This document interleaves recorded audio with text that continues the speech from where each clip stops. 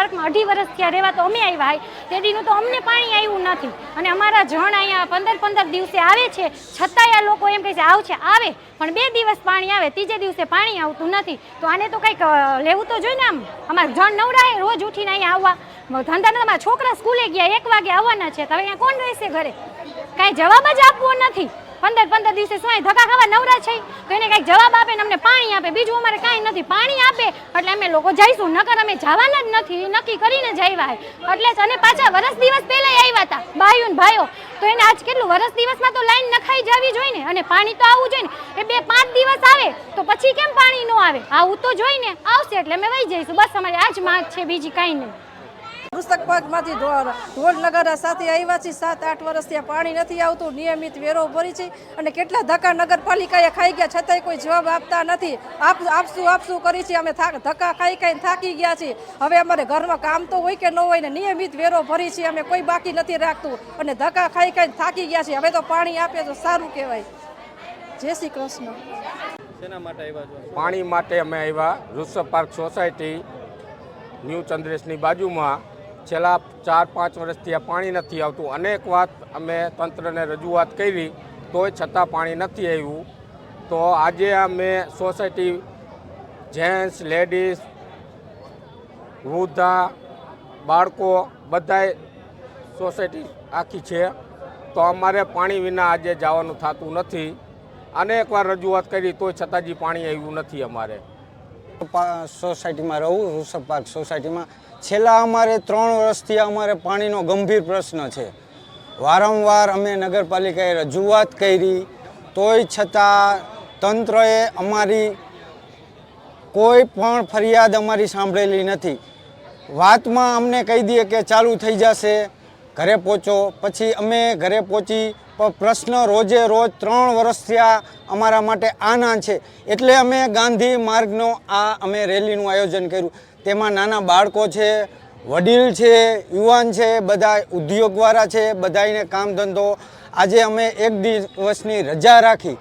બધાએ સંકલ્પ કર્યો કે પાણી જ્યાં સુધી અમારે અહીંયા આવે નહીં ત્યાં સુધી અમારે નગરપાલિકાથી જવાનું થતું નથી અમે આજે બધી વ્યવસ્થા કરીને આવ્યા છીએ પાણીથી લઈ જમવા સુધીની ને અમારે રોકાવું પડે તો પણ અમે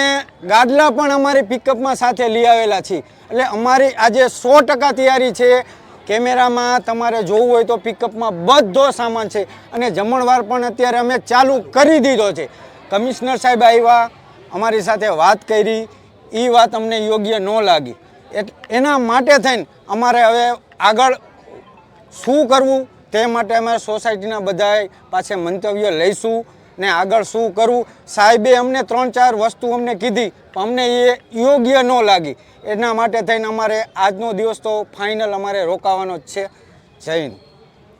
ઋષભ પાર્ક સોસાયટીના રહીશો દ્વારા પાણી નહીં મળવા બાબતે રજૂઆત કરવા માટે અહીંયા આવેલા છે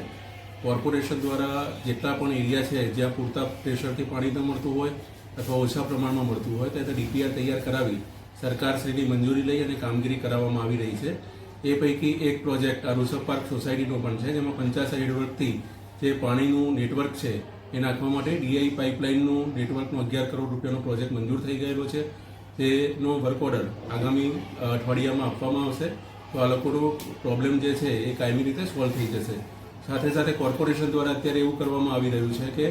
એ લોકોને સોસાયટીની છેલ્લી છેવાડાની હોવાથી પાણી મળતું નથી તો ત્યાં વાલ સિસ્ટમ મૂકી અને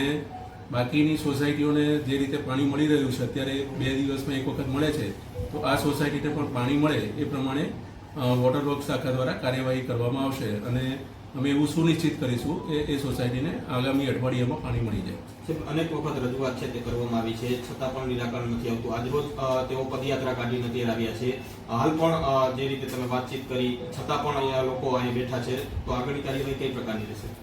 અગાઉ એ લોકો એક સોલ્યુશન આપેલું હતું કે એ લોકોને પાણી તો મળતું હતું પરંતુ પૂરતા પ્રમાણમાં નથી મળતું તો એમણે એમ કહ્યું કે જો કોઈ એક જગ્યાએ વાલ મૂકી દેવામાં આવે તો એ વાલ મૂકવાના કારણે એમનો પ્રશ્ન સોલ્વ થશે એ લોકોની ડિમાન્ડ પ્રમાણે જ અમે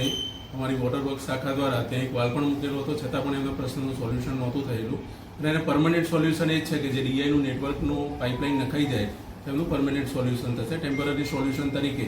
અમે બાકીના 4 જગ્યાએ વાલ મૂકી અને આ સોસાયટીને પાણી મળે તે વ્યવસ્થા કરાવીશું. સાહેબ એમની એવી માંગ છે કે 3 વર્ષથી પાણી નથી આવતું સાહેબ, તો આપણે એ ત્યાં સાવ પાણી વિતરણ નહોતું થતું કે અપૂરતું? નહીં, એ લોકોને પાણી તો મળતું જ હશે, પણ ઘણી બધી સોસાયટીઓ નવી પણ બનેલી છે અને નવી બનેલી સોસાયટીઓના કારણે કદાચ નેટવર્કની અંદર બીજી સોસાયટીઓમાં પાણી જતું રહેતું હોય એ કારણે પાણી ન મળતું હોય એવી શક્યતા છે. અને આ બધા પ્રશ્નોના કાયમી સોલ્યુશન માટે જ કોર્પોરેશન દ્વારા નવું ડીપીઆર તૈયાર કરાવી અને ડીઆઈ નેટવર્ક પાઇપલાઇન નાખવાનું કામ મંજૂર કરાવેલું છે. તો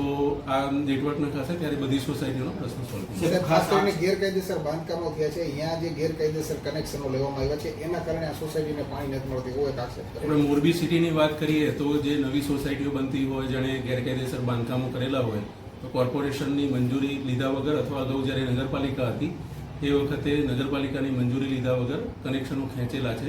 તો એના માટે અમે રેગ્યુલરાઇઝેશનની પણ એક પોલિસી ટૂંક સમયમાં લાવવા જઈ રહ્યા છીએ. તો જેટલા પણ ગેરકાયદેસર કનેક્શન હોય એ લોકોને રેગ્યુલર કરી શકાય અને જે રહીશો છે અથવા જે લોકો રહે છે એ લોકોને પણ પાણીની તકલીફ ન પડે અને જે કોર્પોરેશનને રેવન્યુ લોસ છે એ રેવન્યુની ઇન્કમ એમાંથી આવી શકે. ઓકે.